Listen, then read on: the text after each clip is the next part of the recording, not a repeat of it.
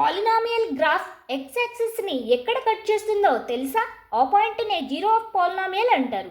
ఈరోజు ఈ గ్రాఫ్ గురించి అలాగే relation between zeros and coefficients గురించి నేర్చుకున్నాం. Hello students, welcome to Srikari knowledge hub. Today 10th maths polynomial basic concept part number 2లో మనం geometrical meaning of zeros of polynomial and relation between zeros and coefficient గురించి పూర్తిగా తెలుసుకుందాం. First one, geometrical meaning of the zeros of a polynomial. ఏంటి geometrical meaning అంటే ఇక్కడ చూడండి. అసలు జీరో ఆఫ్ పాలినామియల్ అంటే మనం ఫస్ట్ వీడియోలో మనం వాల్యూ ఆఫ్ ఏ పాలినామియల్ గురించి నేర్చుకున్నాం. అలాగే జీరో ఆఫ్ ఏ పాలినామియల్ కూడా అక్కడ నేర్చుకున్నాం. ఇక్కడ ఒక real number k is a zero of the polynomial. ఇక్కడ కేని మనం ఎక్స్ ప్లేస్లో సబ్స్టిట్యూట్ చేస్తున్నాం. ఈ కేని మనం ఏమంటున్నాం? జీరో ఆఫ్ ది పాలినామియల్ అంటున్నాం. ఇక్కడ first one, the graph of y is equal to ax square plus bx plus c. Here a is not equal to zero either opens upwards like u. అంటే graph అనేది మనకు ఎలా వస్తుంది అని ఇక్కడ meaning ఇస్తున్నారు. ఈ క్వాడ్రాటిక్ పాలినామియల్కి గ్రాఫ్ అనేది మనం డ్రా చేస్తే ఇక్కడ ఏ వాల్యూ అనేది జీరో కంటే ఎక్కువ ఉంటే గ్రాఫ్ అనేది అప్వర్డ్స్కి వస్తుంది. ఇలా యూ షేప్లో వస్తుంది ఈ గ్రాఫ్ అనేది. ఎలా అంటే ఇప్పుడు చూడండి, ఇక్కడ చూడండి, ఈ హారిజాంటల్ లైన్ ఎక్స్ యాక్సిస్ అంటాము, వర్టికల్ లైన్ వై యాక్సిస్ అంటాం. మనకు గ్రాఫ్ అనేది యూ షేప్లో రావాలి. ఏ గ్రేటర్ దాన్ జీరో అంటే జీరో కంటే ఏ వాల్యూ బిగ్గా ఉన్నప్పుడు గ్రాఫ్ అనేది ఇలా యూ షేప్లో ఉంటుంది. అంటే ఇక్కడ గ్రాఫ్ అనేది ఇలా వస్తుంది. ఓకేనా? ఇలా మనకు క్వాడ్రాటిక్ పాలినామియల్ అనేది ఏ ఈజ్ గ్రేటర్ దాన్ జీరో ఉన్నప్పుడు మన గ్రాఫ్ అనేది ఇలా వస్తుంది. అదే ఏ ఈజ్ లెస్ దాన్ జీరో ఉన్నప్పుడు గ్రాఫ్ అనేది డౌన్వర్డ్స్కి వస్తుంది. ఇలా వస్తుంది. డౌన్వర్డ్స్ అంటే ఇక్కడ చూడండి, నెక్స్ట్ గ్రాఫ్లో చూద్దాం.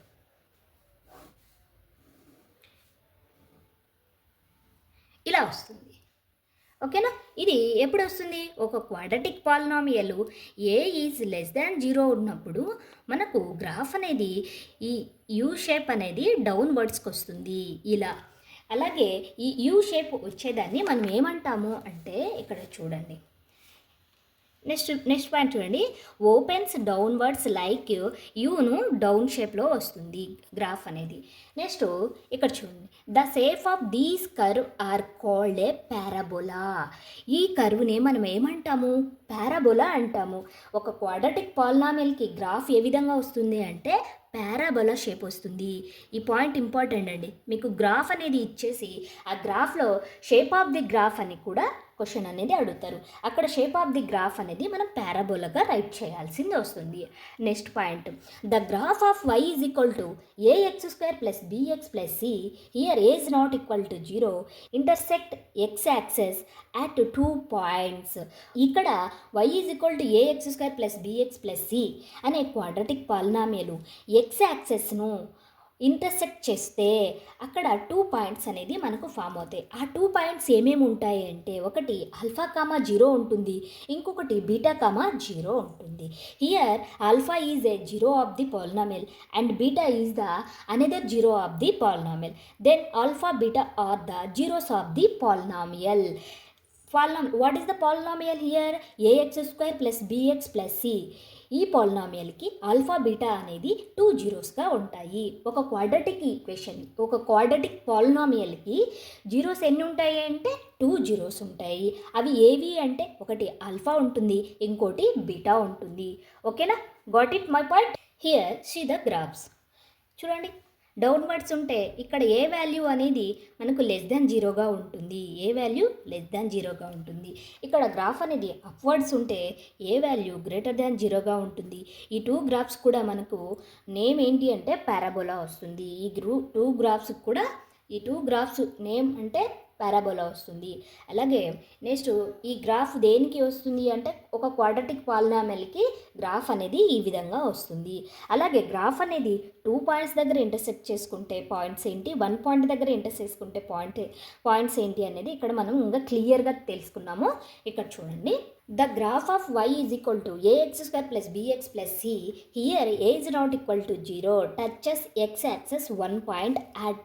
ఆ పాయింట్ ఏంటి అంట, ఈ ఈ క్వాడ్రాటిక్ పాలినామియల్ ఎక్స్ యాక్సెస్ని ఒక పాయింట్ దగ్గర ఇంటర్సెక్ట్ చేస్తూ ఆ పాయింట్ ఏం ఇచ్చారు ఇక్కడ, ఆల్ఫా కమా 0 ఇచ్చారు. Then alpha is the only one zero of the polynomial. ఒక ఎక్స్ యాక్సెస్ అసలు 0 అని ఎప్పుడు అంటాము, అది తెలియాలి కదా. 0 అని ఎప్పుడు అంటాము అంటే ఎక్స్ యాక్సెస్ను ఎక్కడైతే లైన్ ఇంటర్సెక్ట్ అవుతుందో ఎక్స్ యాక్సెస్ను, హియర్ ఇక్కడ చూడండి, ఇప్పుడు ఇక్కడ చూడండి పాయింట్ అనేది నేను గ్రాఫ్ అనేది ఇలా డ్రా చేశాను. ఈ పారాబోలా అనేది ఇక్కడ ఇంటర్సెక్ట్ అయింది. ఎక్కడ, ఎక్స్ యాక్సెస్ దగ్గర ఇంటర్సెక్ట్ అంటే టచ్ అయింది. ఈ టచ్ అయిన పాయింట్నే మనం జీరో ఆఫ్ ది పాలినామియల్ అంటాం. ఈ గ్రాఫ్కి జీరో ఆఫ్ ది పాలినామియల్ ఏమవుతుందంటే ఇక్కడ ఉన్నటువంటి పాయింట్ అనేది అవుతుంది. ఓకేనా, చూడండి ఈ గ్రాఫ్కి ఈ పారాబోలా అనేది ఇక్కడ టచ్ అయింది. ఎక్స్ యాక్సెస్, ఇది ఎక్స్ యాక్సెస్ ఇక్కడ టచ్ అయింది. ఇక్కడ ఉండేదాన్నే మనం 0 అంటాము. ఇక్కడ ఏ నెంబర్ ఉంటే అది 0 అవుతుంది. 0 అంటే 0 ఆఫ్ ది పాలినామియల్ అవుతుంది. సపోజ్ ఇక్కడ 3 ఉందనుకోండి, 0 ఆఫ్ ది పాలినామియల్ అంటే ఇక్కడ ఒక 0నే ఉంటుంది. సపోజ్ ఆల్ఫా అవుతుంది, ఏది ఆల్ఫా ఈజ్ ఈక్వల్ టు 3 అవుతుంది. క్లియరా అండి? ఓకే, నెక్స్ట్ 2 జీరోస్ ఉంటే మనకి ఏమవుతాయి అనేది క్లియర్గా చెప్పుకున్నాం. ఇక్కడ క్లియర్ అయ్యింది, ఈ పాయింట్ క్లియరా? ఓకే, నెక్స్ట్ ఉండేదే మనకు 0 అవుతుంది. ఇక్కడ ఉండేదే ఆల్ఫా కామా 0 అవుతుంది. ఇక్కడ ఆల్ఫా మీన్స్ ఇక్కడ టచ్ అయినటువంటి పాయింట్, ఇక్కడ కూడా అంతే ఆల్ఫా కామా 0 అవుతుంది. ఇక్కడ ఏ పాయింట్ దగ్గర అయితే టచ్ అవుతుందో ఆ నెంబర్నే ఆల్ఫా అంటాము. ఓకేనా, నెక్స్ట్ అలాగే ఈ క్వాడ్రాటిక్ పాలినామియల్ అనేది ఎక్స్ యాక్సెస్ను టచ్ కాలేదనుకో లేదా ఇంటర్సెక్ట్ కాలేదు అనుకో, అక్కడ 0 ఆఫ్ ది పాలినామియల్ ఏమవుతుందంటే అక్కడ జీరోస్ ఆఫ్ ది పాలినామియల్ అనేది ఏమీ ఉండవు. ఇక్కడ ఈ పాయింట్ చూడండి, the graph of y is equal to ax square plus bx plus c, a is not equal to 0, does not intersects x axis, then the polynomial ax square plus bx plus c has no real zeros. ఈ ఎప్పుడైతే మనకు X యాక్సెస్ను intersect కాకోకుండా ఉంటాయో అక్కడ zeros అనేవి ఉండవు. క్లియరా అండి? ఇక్కడ చూడు పారాబోలా అనేది ఉంది కానీ ఎక్స్ యాక్సెస్ను టచ్ కాలేదు. ఇక్కడ కూడా పారాబోలా అనేది డౌన్వర్డ్స్ ఉంది, ఇక్కడ కూడా ఇంటర్సెక్ట్ కాలేదు. ఇక్కడ జీరోస్ ఆఫ్ ది పాలినామియల్ ఏమన్నా ఉంటాయా అంటే ఉండవండి. ఓకే, క్లియరా? నెక్స్ట్ పాయింట్ చూడండి. నెక్స్ట్ పాయింట్ చూడు, ఇవి ఇంపార్టెంట్ పాయింట్స్ అండి. ఇక్కడ చూడండి, every linear polynomial have at most 1 zero. ఒక లీనియర్ పాలినామియల్కి ఎన్ని జీరోస్ వస్తాయండి? ఓన్లీ 1 జీరోనే వస్తుంది. ఎందుకంటే పవర్ అనేది 1గా ఉంటుంది. లీనియర్ పాలినామియల్ ఏ విధంగా ఉంటుంది మీకు తెలుసా? ఇక్కడ చూడండి, linear polynomial y is equal to ax plus b అని మనం లాస్ట్ వీడియోలో చెప్పుకున్నాం. ఇక్కడ వేరియబుల్ యొక్క పవర్ అనేది ఏముంటుంది? 1 ఉంటుంది. ఇక్కడ 1 ఉంది కాబట్టి 1 జీరో అనేది వస్తుంది. క్లియరా? అలాగే క్వాడ్రాటిక్ పాలినామియల్కి ఎన్ని జీరోస్ వస్తాయండి? ax square plus bx plus c, highest డిగ్రీని బట్టి మనకు జీరోస్ అనేది వస్తాయి. హైయెస్ట్ డిగ్రీ ఏముందండి? ఇక్కడ 2 ఉన్నాయి కాబట్టి క్వాడ్రాటిక్ పాలినామియల్కి 2 జీరోస్ అనేది వస్తాయి. అలాగే క్యూబిక్ పాలినామియల్కి ఎన్ని జీరోస్ వస్తాయండి? 3 జీరోస్ వస్తాయి. ఎలా చెప్తాము అంటే హైయెస్ట్ డిగ్రీని బట్టి మనము జీరోస్ అనేది చెప్తాము. హైయెస్ట్ డిగ్రీ ఏముందండి? 3 ఉంది. ఇక్కడ 3 జీరోస్ అనేది వస్తాయి. ఈ పాయింట్ ఇక్కడ క్లియర్గా చూడండి. Every quadratic polynomial has utmost 2 zeros. Utmost అంటే మ్యాక్సిమం 2 జీరోస్ వస్తాయి అని. అలాగే 1 జీరో అయినా రావచ్చు, 2 జీరోస్ అయినా రావచ్చు, అలాగే నో జీరోస్ అయినా రావచ్చు. నో జీరోస్ ఎప్పుడు రావని చెప్పుకున్నాము? ఎక్స్ యాక్సెస్ను ఇంటర్సెక్ట్ చేసుకోకుండా ఉంటే గ్రాఫ్ అనేది జీరోస్ అనేది రావు. అలాగే ఇంటర్సెక్ట్ చేస్తే ఒకసారైనా చేయొచ్చు లేదా టూ టైమ్స్ అయినా చేయొచ్చు. ఈ పాయింట్ క్లియరా అండి? Next third point, 7th point, every cubic polynomial have at most 3 zeros. Maximum cubic పాలినామియల్లో ఎన్ని జీరోస్ వస్తాయండి? 3 జీరోస్ వస్తాయి. ఓకేనా, క్లియరా? చూడండి, every cubic polynomial have at most 3 zeros. ఓకేనా, నెక్స్ట్ ఇది గ్రాఫికల్ రిప్రజెంటేషన్ ఆఫ్ పాలినామియల్ అనేది ఈ విధంగా గ్రాఫ్ అనేది వస్తుంది. అలాగే మనకు ఈ గ్రాఫ్ అనేది మ్యాక్సిమము 4 మార్క్స్ క్వశ్చన్స్లో ప్రీవియస్ ఇయర్స్లో అడిగినటువంటి క్వశ్చన్స్ కూడా ఉన్నాయి. ఆ క్వశ్చన్స్ కూడా మీకు ఎక్స్ప్లెనేషన్ రూపంలో ఎక్స్ప్లెయిన్ చేస్తాను, జాగ్రత్తగా వినండి. నెక్స్ట్ మనం relation between zeros and coefficient యొక్క ఫార్ములాస్ అలాగే find out the quadratic equation formula అనేది ఇప్పుడు నేర్చుకున్నాం. ఇక్కడ చూడండి నెక్స్ట్ మనకు ఈ లెసన్స్లో మ్యాక్సిమం ఇంపార్టెంట్ ఏంటి అంటే ఇక్కడ చూడండి ఇది అలాగే నెక్స్ట్ నేను చెప్పబోయి ఇంకొక పాయింట్. ఈ 2 పాయింట్స్ అనేది చాలా చాలా ఇంపార్టెంట్ అండి. Relation between zeros and coefficient of a polynomial. మనకు మ్యాక్సిమం క్వశ్చన్స్ అనేది పబ్లిక్లో అడగడం కూడా ఈ టాపిక్స్ నుంచి అడగడం జరుగుతుంది. నెక్స్ట్ ఇక్కడ చూడండి రిలేషన్ బిట్వీన్ అంటున్నాడు. వేటి మధ్య రిలేషన్ ఫైండ్ అవుట్ చేయాలి? జీరోస్కి అండ్ కోఎఫిషియంట్కి. ఏంటి ఫార్ములా అనేది ఇక్కడ ఉంది. ఒక రిలేషన్ మనం ఫైండ్ అవుట్ చేయాలి అంటే మనకు ఎటువంటి పాలినామియల్ అవసరం అవుతుంది అంటే ax² + bx + c అనే ఒక క్వాడ్రాటిక్ పాలినామియల్ అనేది యూజ్ చేస్తాం.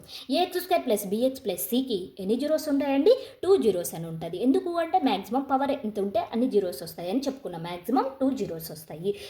If alpha beta are the zeros of the quadratic polynomial ax² + bx + c here a, b, c are real numbers and a is not equal to 0. ఇలా ఉన్నప్పుడు ఈ some of the zeros అని వేటిని అంటాం? Alpha బీటాను zeros of the polynomial అంటాం. ఇప్పుడు మనము ఈ రిలేషన్ని ఫైండ్ అవుట్ చేయాలి అంటే మనకి ఈ ఫార్ములాస్ అనేది వచ్చిండాలి.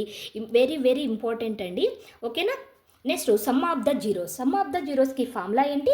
Alpha plus beta. Here alpha plus beta is equal to -b/a. ఏంటి -b/a అంటే? b means coefficient of x. అసలు కోఎఫిషియంట్ అంటే ఏంటండి? కోఎఫిషియంట్ అంటే ఒక క్వాడ్రాటిక్ పాలినామియల్లో మనకు ఇక్కడ చూడండి కోఎఫిషియంట్ అంటున్నాం. ఏంటి కోఎఫిషియంట్ అంటే? ఈ క్వాడ్రాటిక్ పాలినామియల్లో కోఎఫిషియంట్ అని వేటిని అంటాం? ఈ వేరియబుల్ పక్కన ఉంటుంది కదా, దీన్నే కోఎఫిషియంట్ అంటాము.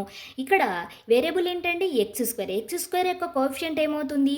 a అవుతుంది. అలాగే x యొక్క కోఎఫిషియంట్ ఏమవుతుంది? b అవుతుంది. అలాగే cని ఏమంటాం? కాన్స్టెంట్ అంటాము. ఓకేనా? వేరియబుల్ అని వేటిని అంటాం? ఇక్కడ xలో ఉంది కాబట్టి ఇది x వేరియబుల్ అవుతుంది. కోఎఫిషియంట్ అంటే x²కి ముందుండే నంబర్ని మనం కోఎఫిషియంట్ అంటాము. టర్మ్ అంటే ఏంది? ప్లస్లు మైనస్తో డివైడ్ అయ్యేటువంటి ఈ పార్ట్ని మనం ఏమంటాం? టర్మ్ అంటాము. క్లియరా ఇవన్నీ? ఓకే. ఇప్పుడు కోఎఫిషియంట్ అంటే అర్థమైందా? కోఎఫిషియంట్ అంటే వేరియబుల్ పక్కన ఉన్నటువంటి నంబర్నే మనం కోఎఫిషియంట్ అంటాము. ఇక్కడ x² యొక్క వేరియబుల్ a అవుతుంది, x యొక్క వేరియబుల్ b అవుతుంది. ఓకేనా? క్లియరా?